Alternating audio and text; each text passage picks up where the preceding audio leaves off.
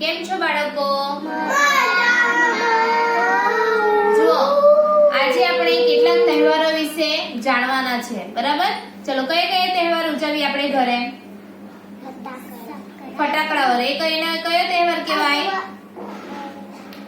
ફટાકડા આપણે ફોડીએ એને કયો તહેવાર કહેવાય?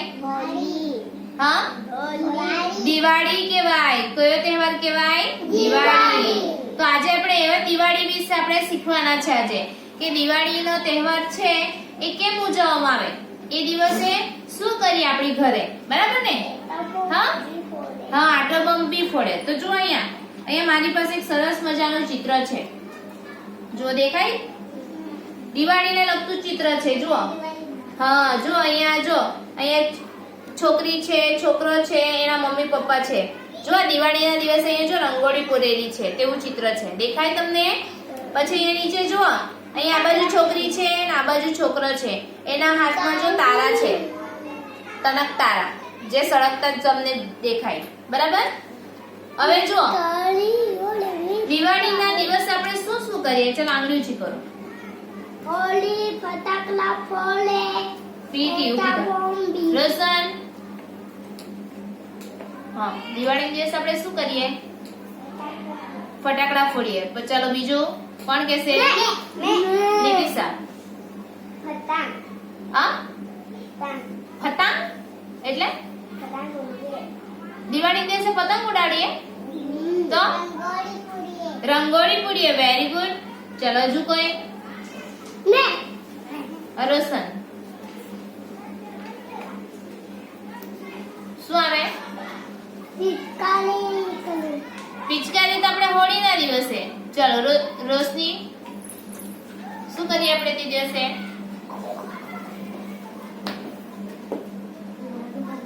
લાડુ તો આપણે મકર સંક્રાંતિ દિવસે. દિવાળી દિવસે આપણે શું કરીએ? જો સાંભળો અહીંયા, બરાબર? જો દિવાળીના દિવસે આપણે રંગોળી પૂરીએ ને સાથીઓ. પછી બીજું શું ખાઈએ? મીઠાઈ ખાઈએ. ખાઈએ કે નહીં ખાઈએ? ખાઈએ ને. પછી બીજું શું કરીએ? નવા નવા કપડાં પહેરીએ કે નહીં પહેરીએ? પછી એકબીજાના ઘરે જઈએ ને. પછી રાત પડે એટલે આપણે ફટાકડા ફોડીએ કે નહીં ફોડીએ? હા, ફટાકડા ફોડીએ, આટા બમ ફોડીએ. પછી બીજું શું કરીએ? આપણે સારી રસોઈ બનાવીએ કે નહીં બનાવીએ તે દિવસે, બરાબર ને?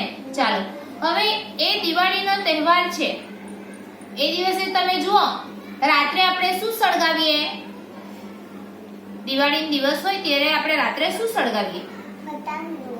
હા, ફટાકડા તો સળગાવીએ, પણ રાત્રે ઘરમાં શું સળગાવીએ? આપણે ઘરમાં કઈ સળગાવીએ? આપણે દરરોજના દીવા સળગાવીએ. શું સળગાવીએ? દીવા સળગાવીએ. આ રંગબેરંગી કોળિયા હોય એને આપણે તેલમાં દીવે કરીને આપણે દીવા સળગાવીએ ઘરમાં, બરાબર?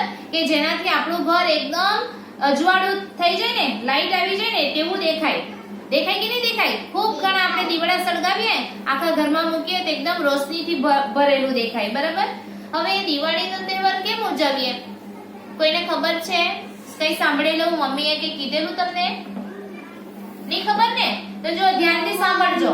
હા, જો દિવાળીનો તહેવાર આપણે કેમ ઉજવીએ? તો રામ ભગવાન જોઈ લો, રામ ભગવાનનો ફોટો, ધનુષ વાળો, બાણ વાળો જોઈ લો.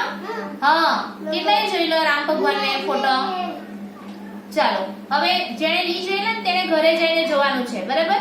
જો દિવાળીનો તહેવાર આપણે રામ ભગવાન જે 14 વર્ષ, હા સાંભળો, 14 વર્ષ એટલે આપણે 14 વર્ષ એટલે એકડે ચોકડે 14, બરાબર? એટલા વર્ષ સુધી એ જંગલમાં રહેલા. ક્યાં રહેલા?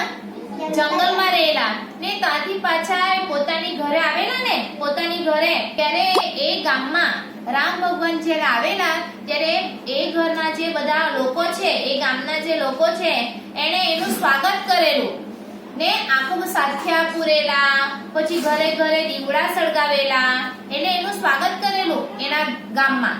કોનું? રામ ભગવાનનું, બરાબર? રામ ભગવાનની સાથે બીજું કોણ હતું? સીતા માતા હતા. અને બીજું કોણ હતું? લક્ષ્મણ ભગવાન, બરાબર? આ ત્રણેય જ્યારે 14 વર્ષનો વનવાસ જંગલમાં પસાર કરીને આવેલા ને રોશન ને પોતાના ગામમાં આવેલા, ત્યારે એ દિવાળીનો દિવસ ઉજવવામાં આવે, બરાબર? ચાલો, સમજ પડી? પડી કે નહીં પડી? ચાલો, રામ ભગવાનની સાથે બીજું કોણ હતું? રામ ભગવાનની સાથે બીજું કોણ હતું? કોની યાદ રહ્યું? અને લક્ષ્મી લક્ષ્મી નહીં, હજુ યાદ કરો. કોણ હતું રામ ભગવાનની સાથે? કઈ માતા હતી? સીતા સીતા માતા હતી.